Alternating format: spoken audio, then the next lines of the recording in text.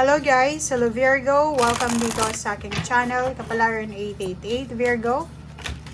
Alamin natin kung anong messages, vibration, gabay energy para sa inyong lahat. The general reading, money career, financial reading to guys. Okay, first two cards natin is flow and worth. Virgo, dito sa barahang ito, itong dalawa, sinasabi ng baraha sa'yo na go with the flow ka lang muna. Okay? Kailangan mong magpakatatag or kailangan mong hayaan ang universe na gumalaw sa kung ano yung talagang para sa'yo. Okay? Hayaan mo ang ating Panginoon na siya yung maging kumbaga control or siya yung magdadala sa'yo sa kung saan man talaga ikaw nababagay. As long as na alam mo yung worth mo, as long as na alam mo yung pagkatao mo, yung galing mo, Virgo, hindi ka dapat nag-aalala. Okay? So, sinasabi ng baraha sa'yo dito na go with the flow. Let God, let it flow. Huwag natin na hahayaan ang ating sarili na kontrolin ang sitwasyon, lalo na sa usaping pera. So, kung anong ginagawa mo sa ngayon, ituloy mo lang. Kasi yun yung parang sinasabi sa'yo ng baraha na tama. Okay?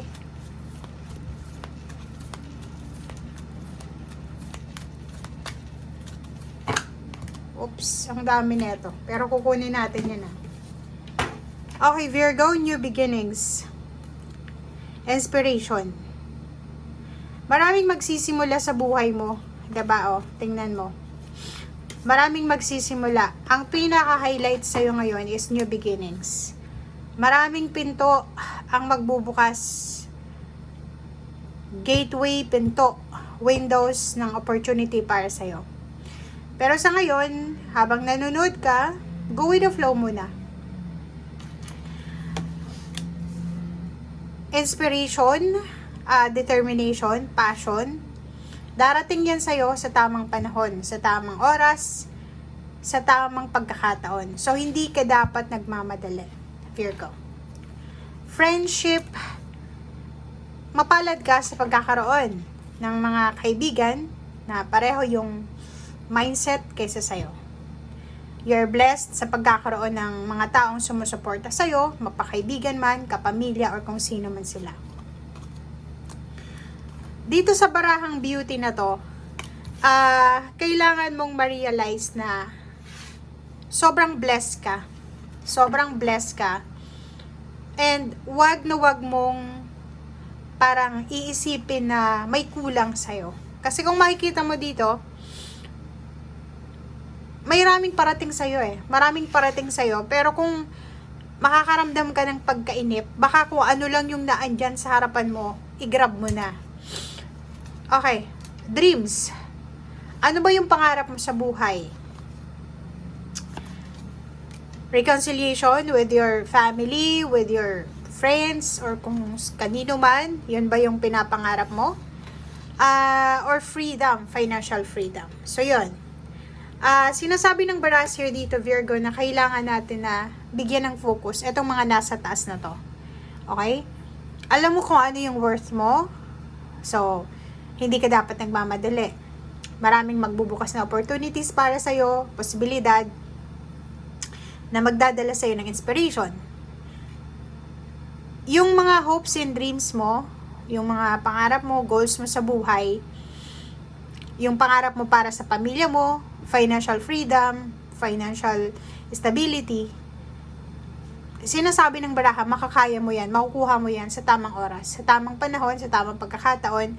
So, kailangan mong mag-relax. Wag na wag kang may stress, wag na wag kang magmamadali. Okay.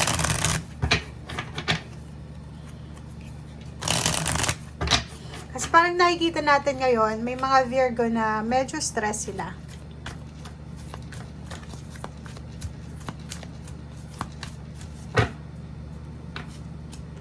Okay. Six of Pentacles.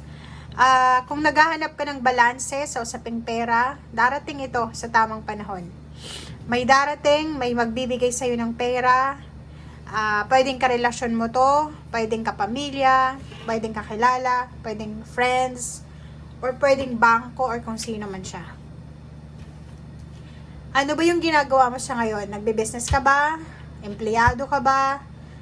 Naghahanap ka pa lang ng trabaho, estudyante, gawin mo ang nararapat sa panahon mo sa ngayon. Like kung estudyante ka, mag-aral ka ng mabuti. Kung naghahanap ka ng trabaho, maging masipag ka sa paghahanap sa trabaho. If you were working na, may business ka, ganun din, maging masipag tayo. Okay? 7 of Wands, ang dami-daming magagandang balita, magagandang pangyayari ang darating sa buhay mo na hindi mo ini-expect. Okay? So, ang kailangan mo sa ngayon is mag-focus ka lang. Focus lang. And, wag na wag mong sasayangin yung energy mo, yung oras mo sa mga walang kwentang bagay. Okay? Sinasabi ng baraha din sa'yo na wag mong pababayaan din ang iyong puso. Kasi, if hindi ka masaya, emotionally, connected yan sa ginagawa mo financially. Diba? So, focus lang ang kailangan natin. If kailangan mo ng support system from your friends or family or relationship, humingi ka. Okay? Nakikita ko sa'yo dito na ang lawak ng broad ng inspiration mo, ng dreams mo, 'di ba? Hindi ka yung tao na kontento lang sa kung ano yung meron ka ngayon. Gusto mo ng overall financial freedom. Yung wala ka na talagang poproblemahin. And nakikita ko sure dito, if you're a single, pangarap mo din makapag-asawa ng mayaman. 'Di ba? Pangarap mo din na maging CEO, pangarap mo din na maging boss, maging head ng isang company, maging isang owner ng isang company, yumaman. So, yan ang nakikita natin. And Four of Swords, nakikita ko sa'yo dito na ang minamanifest mo talaga, kahit may edad ka na or bata ka pa sa ngayon, is yung peaceful na buhay, financially and emotionally. Parang ini-aim mo yung perfection na parang gusto mo na pagtanda mo or habang bata ka pa, na-enjoy mo yung luxurious things dito sa mundo, nakakapag-travel ka, nagagawa mo yung mga bagay-bagay na ginagawa ng mga taong mayaman, stable, or yung mga tao, parang yun yung parang yun yung mindset mo, na kailangan kong magtagumpay kasi mataas yung pangarap ko kailangan kong abutin to. So, yun guys ang nakikita natin. Thank you guys, bye!